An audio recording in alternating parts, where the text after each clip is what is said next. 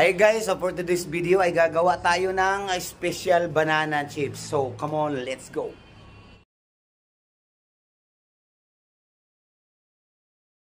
Ayan, una magpapakulo tayo ng mantikilya. Ayan, yung mantika guys, kailangan mainit na mainit. Ayan.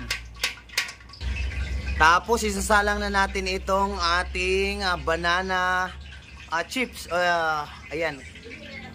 Ayan, banana peel, yung naka-slice na siya guys. Ayan, isasalang na natin siya sa mantika. Ayan guys, so kailangan natin siyang ihiwalay guys. Ayan. Kailangan natin siyang galaw-galawin guys. Tapos lagyan natin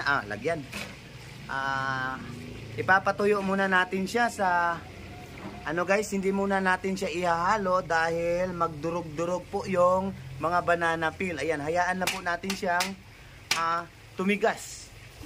Tapos after a minute guys, titignan natin yung ating nakasalang na banana chips. Kailangan ihiwalay natin yung mga nakadikit-dikit. Yung mga hilaw po guys, malalaman natin siya. Tulad nito, parang transparent pa po ang kaniyang texture guys. So kailangan po natin siyang ihiwalay yung mga nakadikit-dikit. Tapos hayaan lang muna natin siyang tumigas.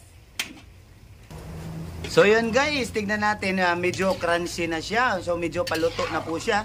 So kailangan natin lagyan ng kanyang mga seasoning ingredients. Ayan, ang kanyang cream. Ayan, isasalang na natin ang kanyang cream para magiging matamis at malasa po siya. So kailangan natin siyang halu-haluin. Ayan guys.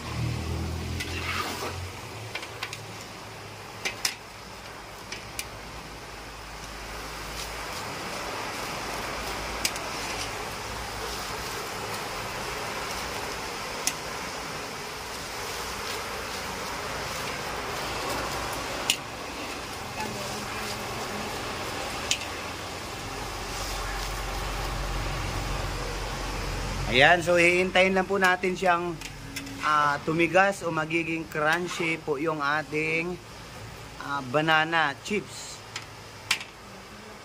So ayan guys, ito na po ang kaniyang finished product po ng ating special banana chips. Ayan po, medyo golden brown po siya, tapos manamis-tamis. Siyempre po, meron siyang ingredients na honey at saka yung iba pang mga panlasa nito guys. Basta ito ay very crunchy po siya. Masarap po siya pang dessert pagkatapos pong kumain. Ayan po guys. So napakasarap nito guys. Pwede kayong umorder sa akin guys. Thank you for watching.